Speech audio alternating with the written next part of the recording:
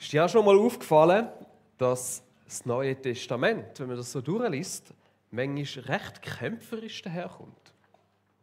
Da steht zum Beispiel: Kämpfe den guten Kampf, der zu einem Leben im Glauben gehört, und gewinne den Siegespreis, das ewige Leben, zu dem Gott dich berufen hat. Oder legt die Rüstung an, die Gott für euch bereithält, ergreift alle seine Waffen, damit werdet ihr in der Lage sein, den heimtückischen Angriffen des Teufels standzuhalten. Oder denn, wir leben zwar in dieser Welt, aber das heißt noch lange nicht, dass wir so kämpfen, wie die Welt kämpft.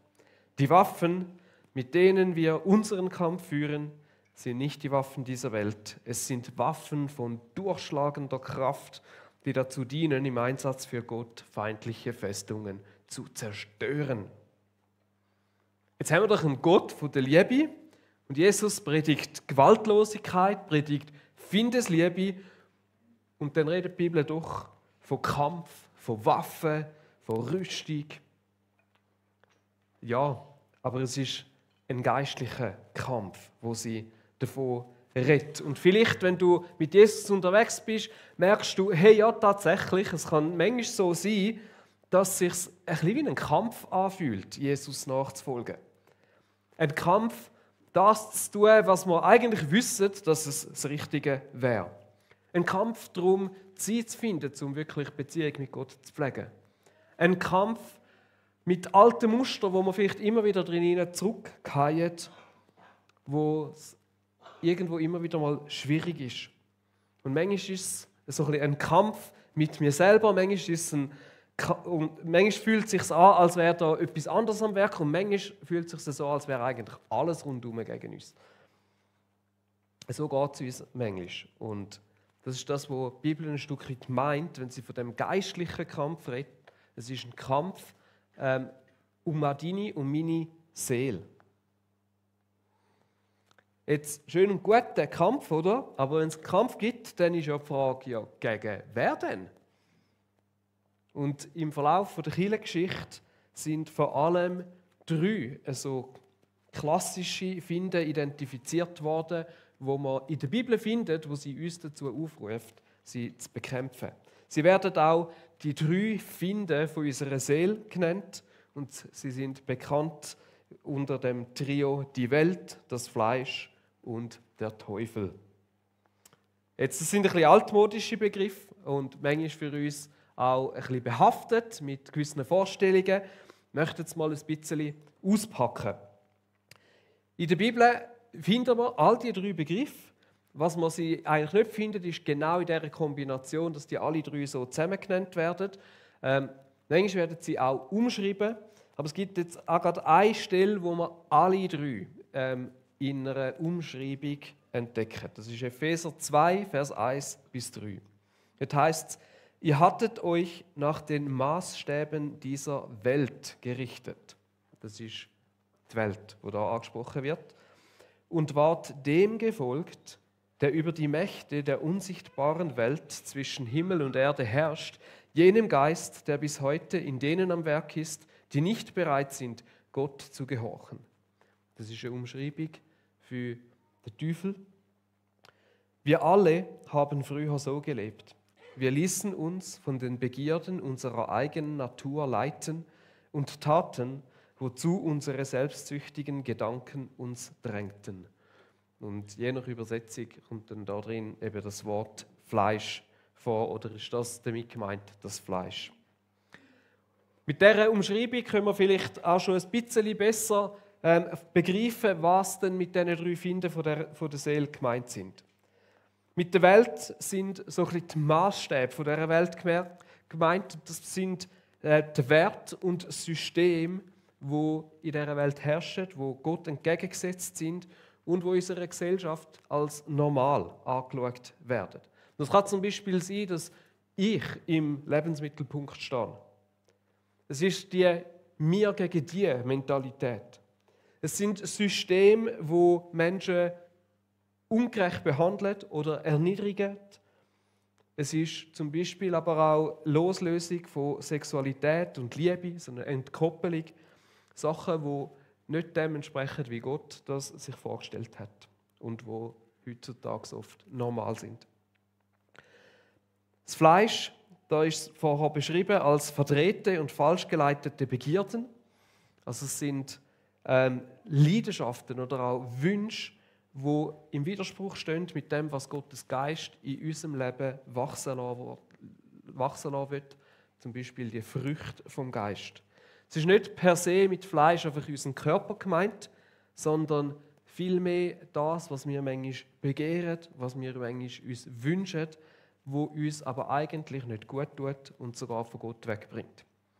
Ein bisschen tricky in dem Ganzen ist, dass zum Beispiel beide Begriffe, jetzt Welt und auch Fleisch, nicht einfach in jedem Mal, wenn sie in der Bibel vorkommen, negativ gemeint sind. So heißt es zum Beispiel auch im Johannes 3,16, so sehr hat Gott die Welt geliebt, und da ist mit Welt Gottes Schöpfung gemeint, und die hat Gott als gut bezeichnet und als einen Ort, wo er liebt.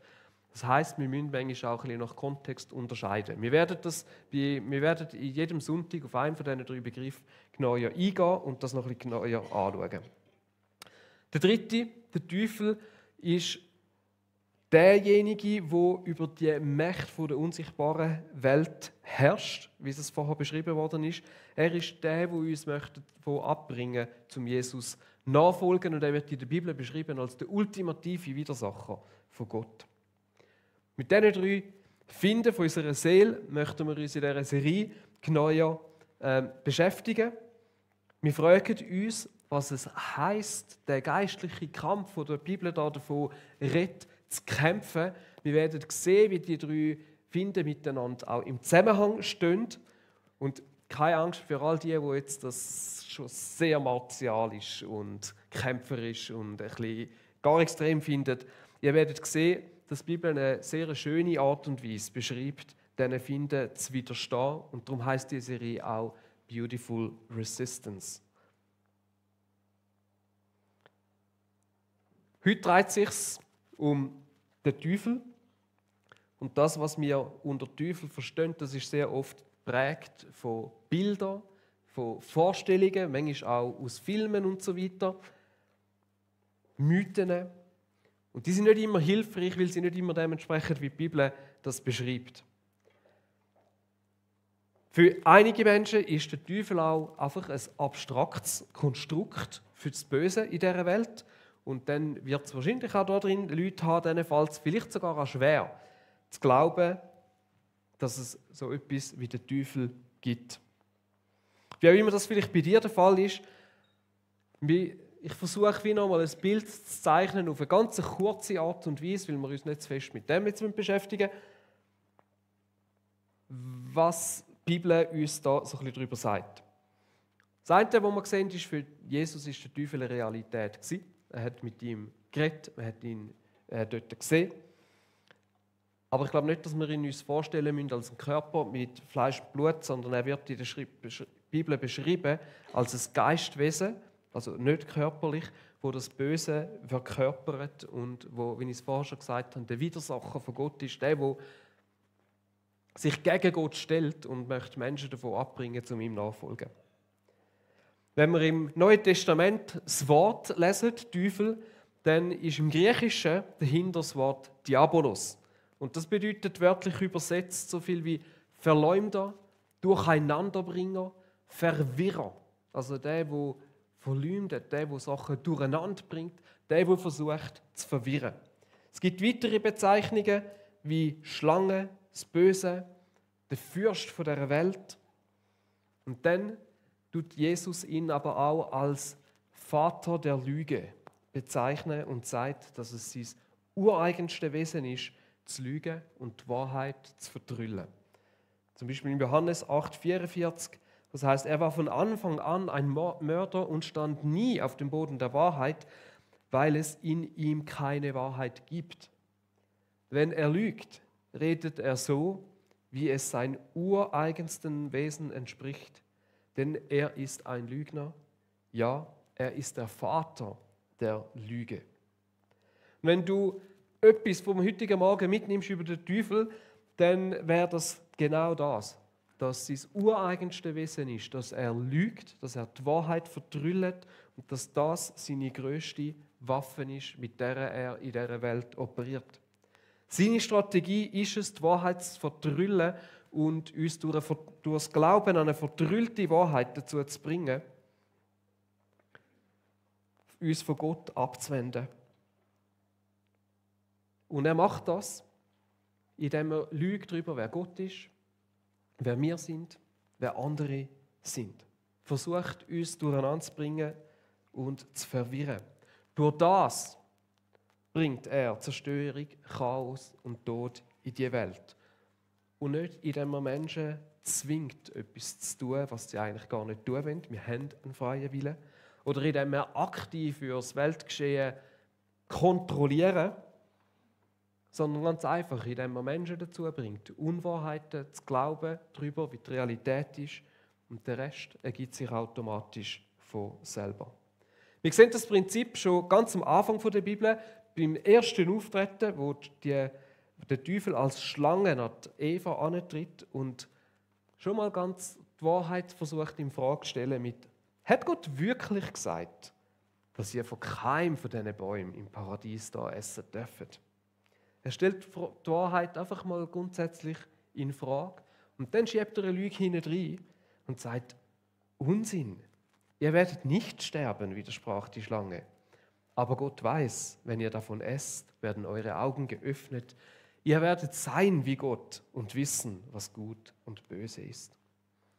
Also er stellt Gott an als jemand, der es nicht gut meint mit ihnen und verspricht gleichzeitig: Hey, ihr werdet selber sein wie Gott und selber können unterscheiden zwischen gut und böse. Er zwingt sie nicht, irgendetwas zu machen. Er streut einfach ein paar Lügen. Und er ist gut in dem und oft tönen die sehr verlockend und sehr oft kommen die in einer Art und Weise daher, dass wir das Gefühl haben oder dass es so wirkt, als würde er es gut meinen mit uns. Die grösste Lüge überhaupt, die der Teufel erzählt, ist die, dass es ihn gar nicht gibt. Oder dass man meint, alles Böse hätte er persönlich bewirkt und sei verantwortlich dafür. Und vergessen, dass er einfach der ist, der die Idee gegeben hat dazu. Wenn wir jetzt das also so anschauen und auf den geistlichen Kampf beziehen, dann sehen wir, der geistliche Kampf mit dem Teufel, der ist in erster Linie ein Kampf um, was ist denn effektiv wahr. Es geht darum, zu diesen Lügen nicht auf den Leim zu gehen, sondern zu erkennen, was denn schlussendlich wirklich Wahrheit ist, was Gottes Wahrheit ist. Und Jesus sagt im Johannes 8,32: Und ihr werdet die Wahrheit erkennen und die Wahrheit wird euch frei machen. Spannend ist, in der Politik ist das etwas, wo man sich zum Beispiel schon lange bewusst ist, dass wer die Wahrheit kontrolliert, der kontrolliert Menschen. Stichwort auch Fake News und so weiter. Und es wird enorm hart darum gekämpft von verschiedenen Parteien oder Akteuren, um zu definieren, was denn die Wahrheit ist und versuchen, die Leute dazu zu bringen, das Glauben, was sie als Wahrheit anschauen. Und längst redet man davon, dass man weltweit ein Informationskrieg herrscht, wo verschiedene Seiten versuchen, die Wahrheit so darzustellen, wie sie es sehen. Der Johannes Hartl, das Zitat von ihm, er sagt: Lügen gibt es in jedem Zeitalter zuhauf. Sie alle basieren auf der alten Lüge aus dem Garten Eden, dass die menschliche Autonomie nur losgelöst von Gott zu finden sei. Doch das exakte Gegenteil ist der Fall. Nur in seiner Gegenwart ist Frieden. Ein Friede aber, den es zu verteidigen und um den es zu ringen gilt. Es ist die Wahrheit und immer wieder nur die Wahrheit, die frei macht. Die Wahrheit ist ein großer Begriff. Was ist denn Wahrheit? Vielleicht eine einfache, möglichst simple Definition von Wahrheit: das, was wirklich Realität ist. Das, was echt ist. Und vielleicht merken wir, wenn wir ein bisschen darüber nachdenken, es ist schon noch entscheidend, ob das, was wir über Gott, über uns selber, über das Leben glauben, wirklich wahr ist. Ob es wirklich der Realität entspricht oder nicht. Weil das, was wir glauben, das beeinflusst unser Denken, unser Handeln und es hat das Potenzial, unser Leben aufzubauen oder zu zerstören. Ich versuche es an einem sehr klassischen Beispiel, wo viele von euch kennen, die Geschichte von Romeo und Julia. Die Julia trinkt das Gift und es sieht so aus, als wäre sie tot.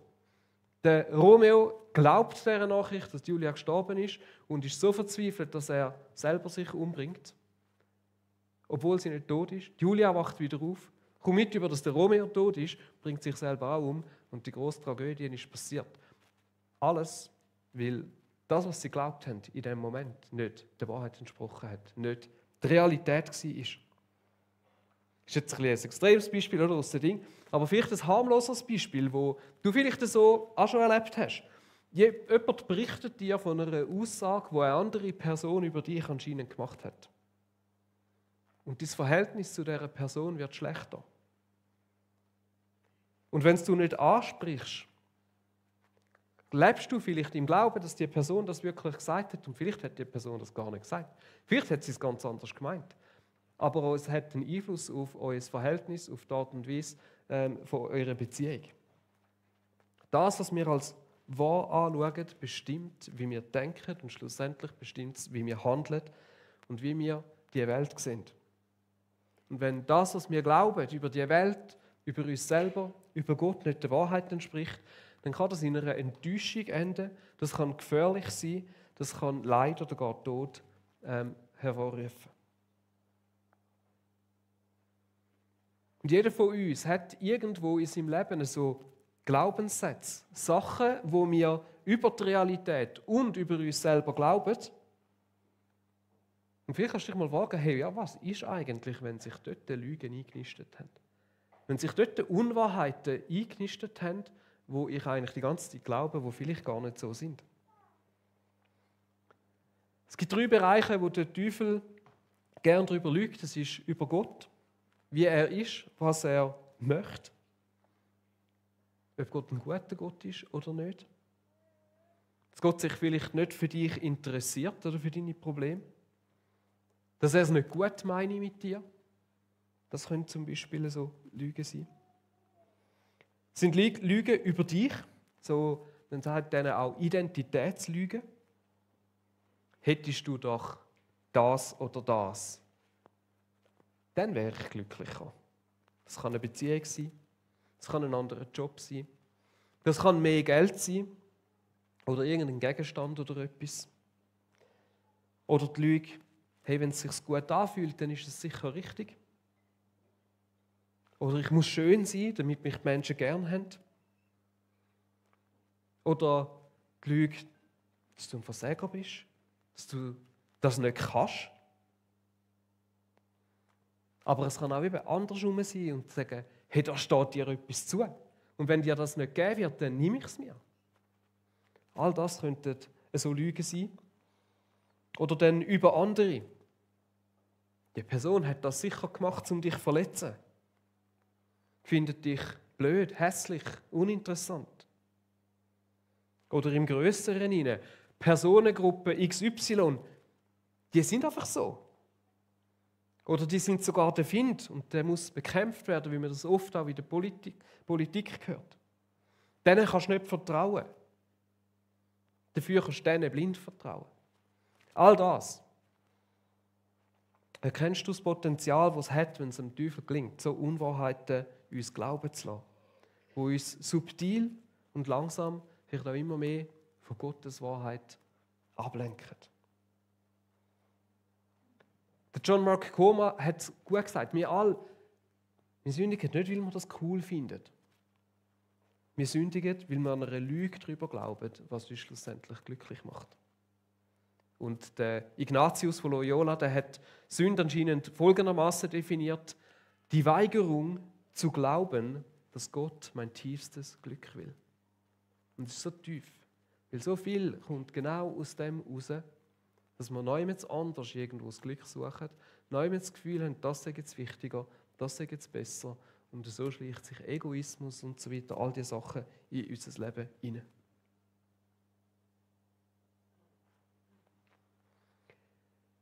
Wie können wir jetzt also diesen Lügen widerstehen? Wie können wir kämpfen gegenüber dem Teufel? Das klingt alles so martialisch, gell? Ein gutes Beispiel hat uns Jesus gegeben, wo er in der Wüste war und wo wir eben lesen, dass dort er vom Teufel versucht worden ist. Und dort sehen wir, wie 3-mal der Teufel an ihn herantritt und ihn versucht dazu zu bringen, so einer Lüge zu glauben. Und wir schauen das gerade im Video an.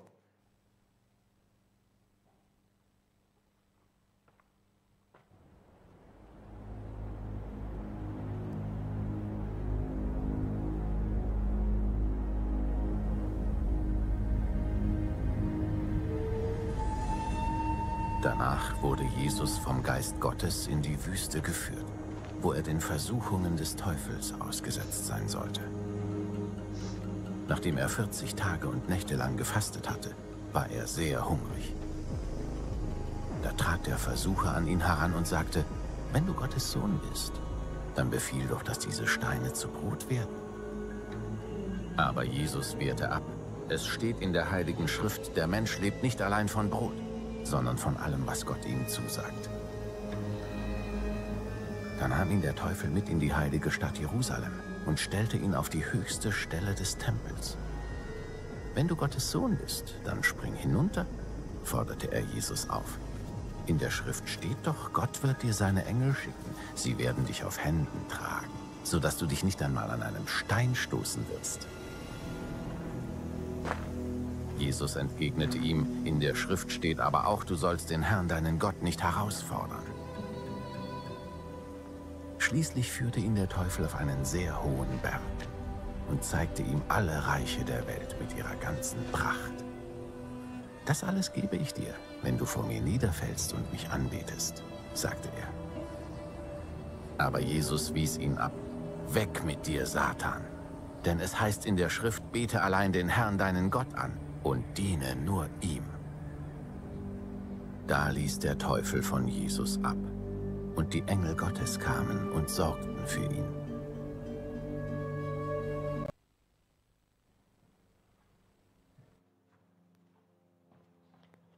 Drei Lügen, 3 Unwahrheiten, 3 so Versuchungen. Es ist Versorgung, Besitz, Macht, aber auch Göttlichkeit, Ansehen. Und 3-mal kontert Jesus, indem er bettend und fahnenschwingend den Teufel wegweist. Nein, 3-mal heisst es heisst in der Schrift. Jesus kontert die Lüge, indem er ihr Gottes Wort entgegenhebt und entkräftigt sie und entlarvt sie auf diese Art und Weise. Egal wie verlockend, wie logisch oder vernünftig das vielleicht erschienen hat, was der Teufel ihm präsentiert hat, er hat es durchschaut, weil er gewusst hat, was wirklich wahr ist und was die Wahrheit ist, wo er in Gottes Wort gefunden hat. Und das ist vielleicht so der erste Punkt oder der erste Punkt in dem Kämpfen gegenüber den Lügen, gegenüber dem Teufel. Wir brauchen die Wahrheit aus der Bibel. Wir müssen die Bibel kennen, um zu wissen, was uns Gott in ihr sagt. In der Bibel zeigt sich uns Gott oder zeigt er uns die Wahrheit über wer er ist. Er offenbart sich und er sagt die Wahrheit darüber, wie es aussieht mit dieser Welt. Wenn wir diese Wahrheit nicht kennen, dann ist es schwierig, zwischen Wahr und Unwahr zu unterscheiden. Jesus hat die Wahrheit gekannt und es war nicht so einfach, um ihn zu täuschen. Und ich weiss jetzt, in der Praxis ist das nicht so einfach. Weil wir wissen ja, dass man auch darüber streiten kann, wie dann jetzt ein gewisser Bibelvers muss ausgelegt werden muss. Und dass es auch nicht einfach zu jeder Situation irgendeinen Bibelvers gibt, wo man einfach nehmen und irgendwo zitieren kann, wo einem dann sagt, was jetzt da genau die Wahrheit ist. Die Bibel macht nicht zu jeder Situation eine eindeutige Aussage. Aber die Bibel sagt nochmal etwas anderes über die Wahrheit. In Johannes 14 heißt es: Ich bin der Weg, antwortete Jesus. Ich bin die Wahrheit und ich bin das Leben. Zum Vater kommt man nur durch mich. Wenn ihr erkannt habt, wer ich bin, werdet ihr auch meinen Vater erkennen. Ja, ihr kennt ihn bereits, ihr habt ihn bereits gesehen. Was die Bibel uns eben auch noch sagt, ist, dass Wahrheit eine Person ist. Und zwar Jesus. In der Bibel finden wir die Wahrheit über Gott und die Welt. Und sie stellt uns als absolute Wahrheit Jesus vor.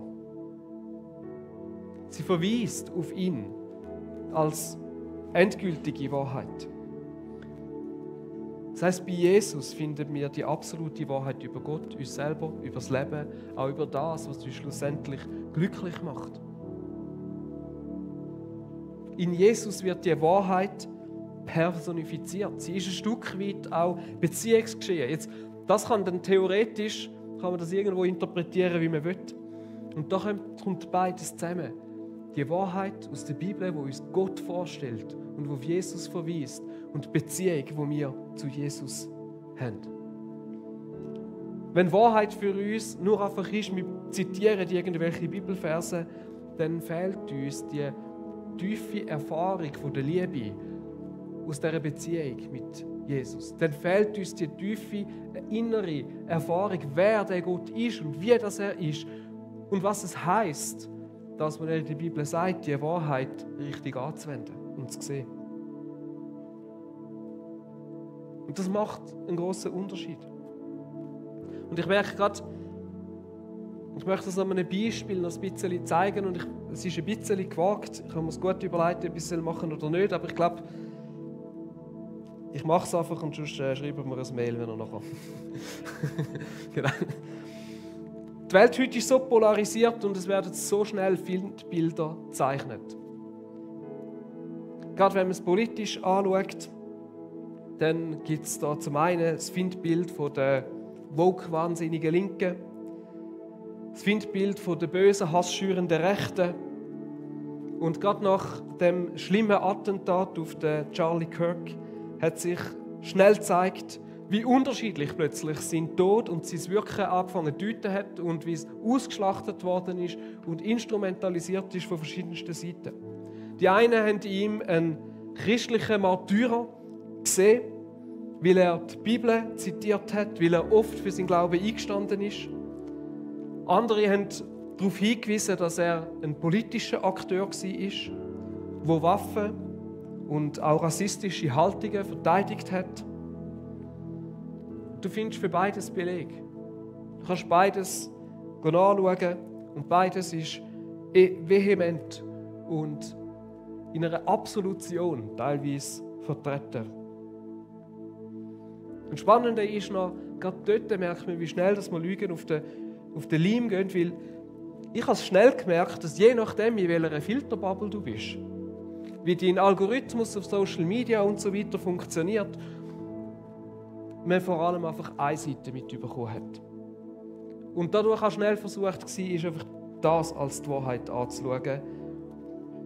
Und wie schnell es dann gegangen ist, dass man kaum mehr das Verständnis hat für andere, die das andere wahrgenommen haben, die in einer anderen Filterbubble vielleicht waren und sich vielleicht sogar angegriffen gefühlt hat von ihnen.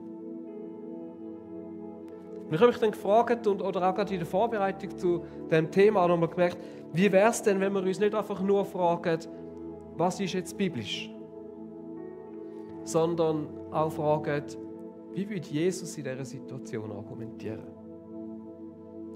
Würde er gleich wie wir einteilen in Gut und Böse? Würde er gleich vehement eine Seite verteidigen? Wäre er auf die gleiche Art und Weise zum Glauben gestanden, wie das der Charlie Kirk gemacht hat, oder hätte andere Positionen vertreten?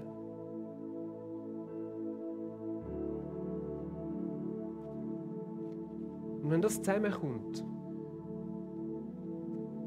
das, was wir in der Bibel sehen, als eine Wahrheit, aber aus der Beziehung heraus, wo wir uns fragen, würde Jesus gleich? Selbst wenn es Wahrheit ist, würde Jesus gleich vertreten.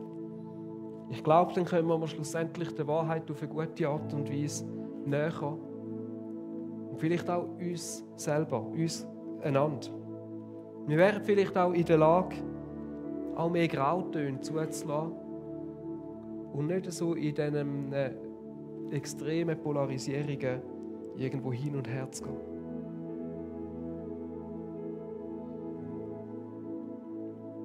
Ich möchte zum Schluss kommen. Das Wort Gottes, die Bibel, in einer engen Beziehung zu der Wahrheit, zu Jesus, wo in der Bibel als personifizierte Wahrheit dargestellt wird, das sind unsere geistlichen Waffen, wo die Bibel davon redet. Oder mindestens 2 davon. Wir schauen in anderen Sündigen noch andere an. So einfach und basic das tönt für Leute, die vielleicht schon lange Christ sind. Aber es sind Sachen, die nicht einfach optional oder nice to have sind, sondern es sind Sachen, die zu unserer täglichen Ausrüstung gehört. Weil wie bei jeder Waffe muss der Umgang damit geübt sein. Ist es nicht einfach so, dass wenn irgendwo mal eine Situation kommt, dass man das einfach gar führen kann und dann irgendwie richtig anwenden kann, sondern es muss geübt sein.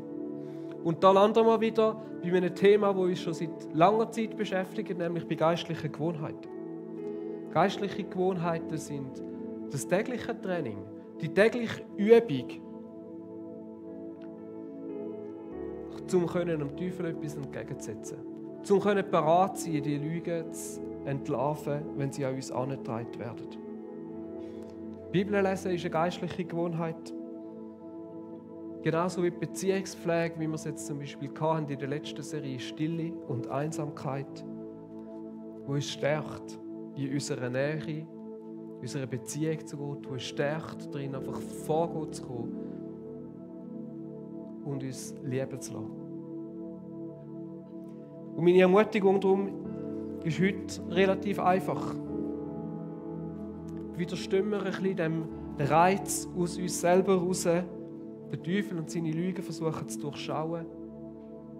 Er ist zu schlau in diesen Sachen. Aber üben wir uns drin, Gottes Wort zu kennen, zu wissen, was er sagt und eng mit dem Jesus verbunden zu bleiben. Dann werden wir in der Lage sein, Lügen als Lügen zu erkennen und immer näher an die Wahrheit heranzukommen. Und vielleicht auch, wenn du merkst, hey, mir ist das überhaupt gar nicht bewusst gewesen, dass es so einen Kampf gibt, dann ist es vielleicht auch eine Gelegenheit heute, zu dem Gott zu kommen und zu sagen, hey, hilf mir im Umgang mit dieser Thematik. Hilf mir in dem Kampf zwischen dem, was wahr und nicht wahr ist. Ich merke, wenn ich da hin und her gezogen bin,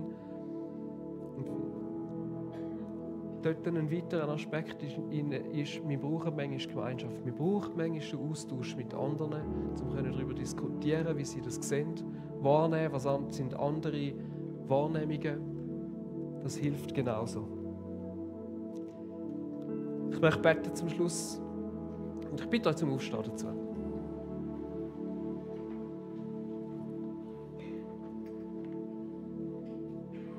Vater im Himmel, ich danke dir für, dass der geistliche Kampf, den wir kämpfen, ein Kampf ist, den wir nicht mit den Waffen der Welt führen, die versuchen zu dominieren, die versuchen, andere klein zu machen, die versuchen, andere zu zerstören,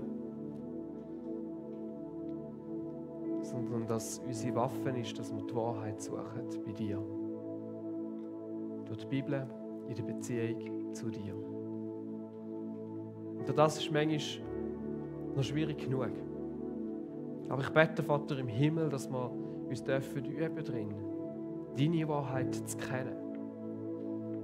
Dass wir fragend sein, nicht einfach das Gefühl haben, wir wissen es, sondern immer wieder eintauchen, immer wieder in der Beziehung mit dir. Uns annähern und die Wahrheit kennenzulernen. Heiliger Geist, ich bitte dich, dass du auch uns helfen kannst, aufzuzeigen, dass wir vielleicht selber in Gefahr stehen, Lügen zu glauben in unserem Leben.